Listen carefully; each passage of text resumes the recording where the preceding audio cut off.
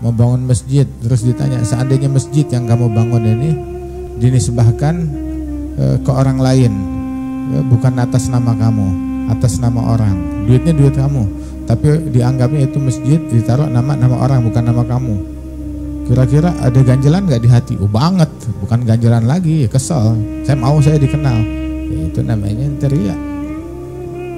La yaqbalullahu amalan yuridu biha sahibuha ghaira wajhillah fajtanibu.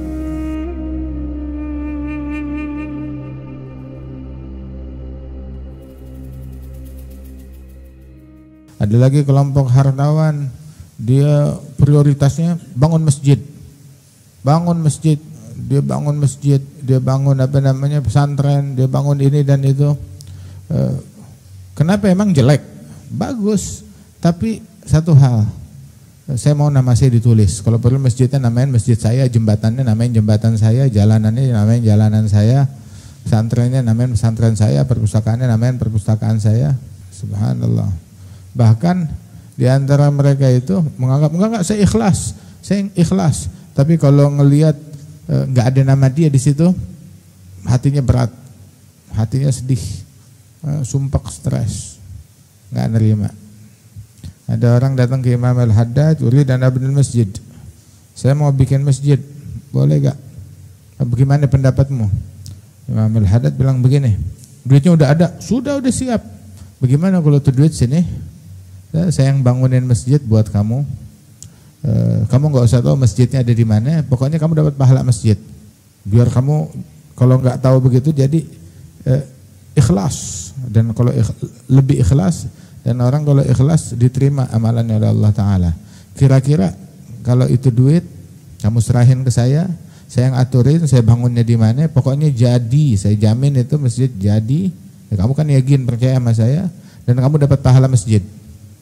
Bagaimana menurut kamu? Bilang, tapi pakai tapi segala macam. Ya sudah kalas. Ahsan, nanti perbaikin diri. Jangan itu lebih afdal daripada ngebangun masjid tapinya pakai tapi, nggak ikhlas. Ada lagi orang mau bangun masjid, terus ditanya, seandainya masjid yang kamu bangun ini dinisbahkan ke orang lain, bukan atas nama kamu, atas nama orang, duitnya duit kamu, tapi dianggapnya itu masjid ditaruh nama orang, bukan nama kamu. Kira-kira ada ganjelan nggak di hati? Oh banget, bukan ganjelan lagi, kesel, saya dikenal. Itu namanya teriak. La yaqbalullahu amalan yuridu biha sahibuha ghaira wajhillah fajtanibu.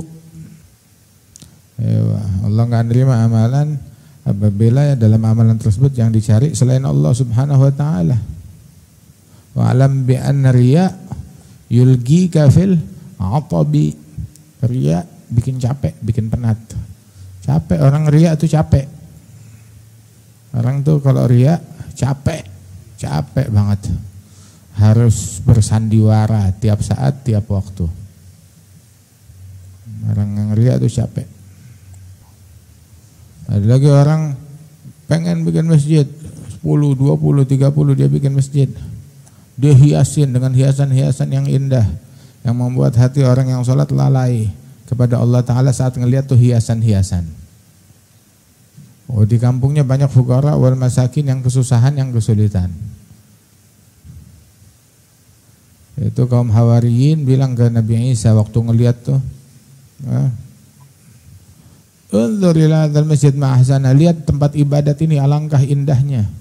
Nabi Isa bilang, ummati bihaq aqul lakum la yatrukullah min hadzal masjid hajaran qaiman ala hajar ila ahlakahu bidhunub ahli.